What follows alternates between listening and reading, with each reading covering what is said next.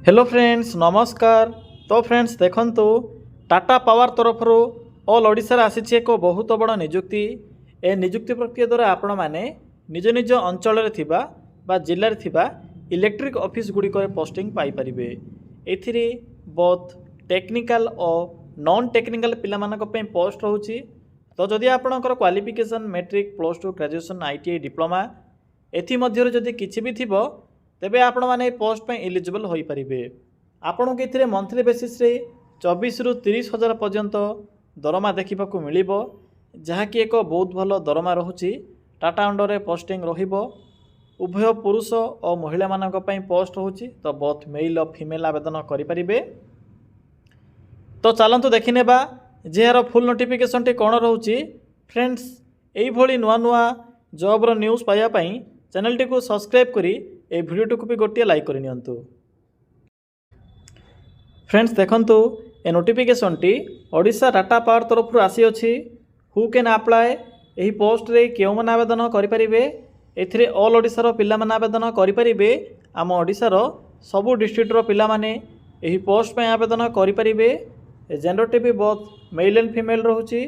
उभय पुरुष और महिला प्रार्थी माने भी एही पोस्ट रे आवेदन करि परिबे। जदि आम सैलरी कथा कहबा तेबे 24 रु 30 हजार पर्यंत आपन को ये मंथली बेसिस रे सैलरी देखा मिलिबो, जहा कि एक बहुत भल सैलरी रहिबो। जदि आम जॉब टाइप कथा कहबा तेबे परमानेंट पोस्ट रहुची।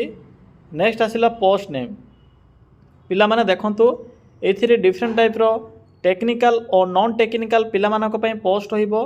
जेपर कि एथिरे junior officer, supervisor, assistant manager, executive officer या सहित लाइनमैन एवं मीटर रीडर पोस्ट पर ये वैकेंसी रोचे।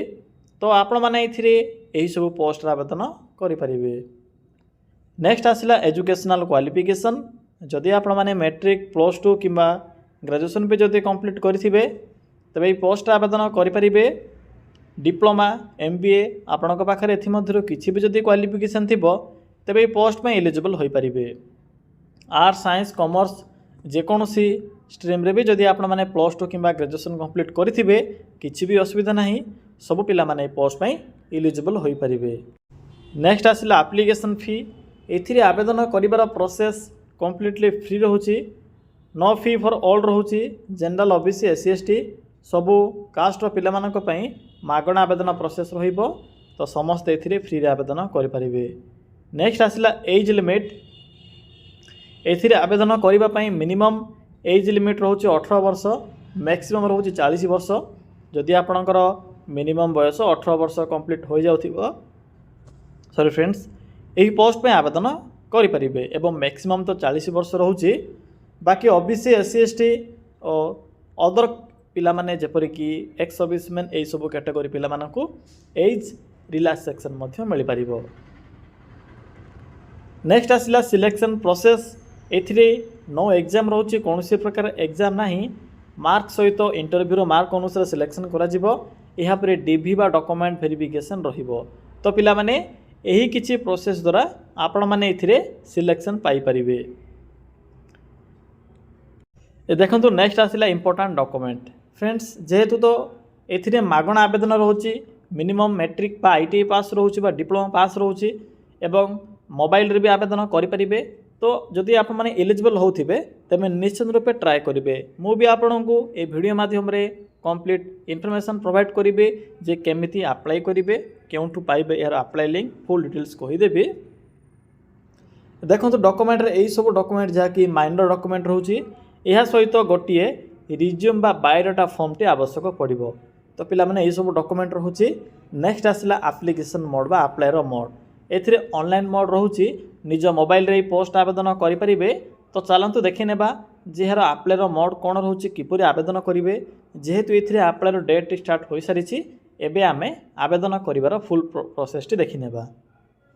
तो फ्रेंड्स देखंतु किपरि आपण माने निज मोबाइल फोन माध्यम रे एथिरे आवेदन करिवे। आवेदन करिया पई सिंपली निज मोबाइल फोन रे थिबा गूगल टी को ओपन करंतु। ओपन कला पर सिंपली सर्च कर नियंतु। कौन सर्च करेंगे, सिंपली टाइप करेंगे odisha.govt.in ये लिखिए। लिखि सारा सर्च ऑप्शन उपर क्लिक करेंगे। सिंपली क्लिक करंतु। फ्रेंड्स क्लिक कलापर आपण को गूगल प्रथम पेज रे जो साइट शो हेबो सिंपली से साइड उपर क्लिक करंतु। एठरे को नेशनल फ्लैग रो सिंबल मध्य शो होतिबो तो आपण को ए साइट पाइबारे किछि भी असुविधा हेबो नाही। सिंपली साइड उपर क्लिक करंतु। जदि आपण को ए साइट पाइबारे किछि भी असुविधा होछि तबे डिस्क्रिप्शन बॉक्स रे भी ए साइट रो लिंक टी पिन कर देछि।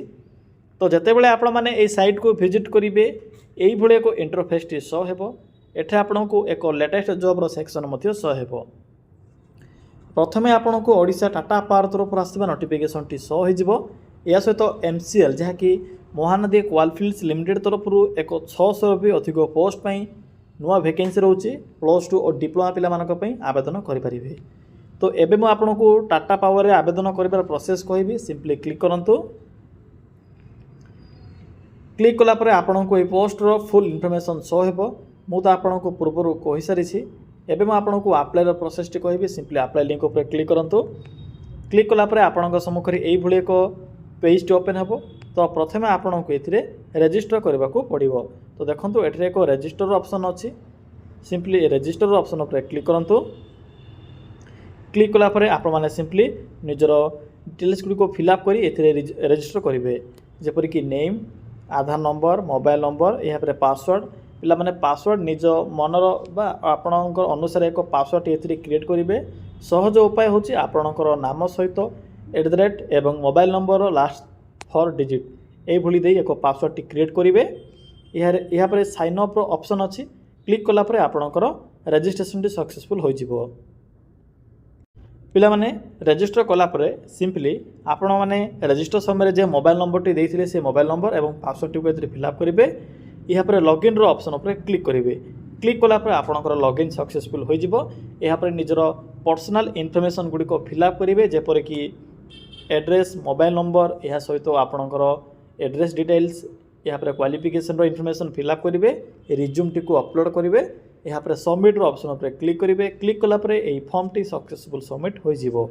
तो फ्रेंड्स एही प्रोसेस द्वारा आपण माने टाटा पावर अंडर आसीथिबा TPCODL एवं TPSODL भली डिफरेंट डिस्ट्रीब्यूशन लिमिटेड अंडर रे आवेदन करि परिबे जहा कि टाटा पावर अंडर रे पोस्टिंग रहिबो। तो फ्रेंड्स यह थिला कंप्लीट इन्फॉर्मेशन एही टाटा पावर अंडर रे आवेदन करबा पई। जदि किछि भी डाउट होथिबो तबे कमेंट सेक्शन में कमेंट करी जणाई परिबे।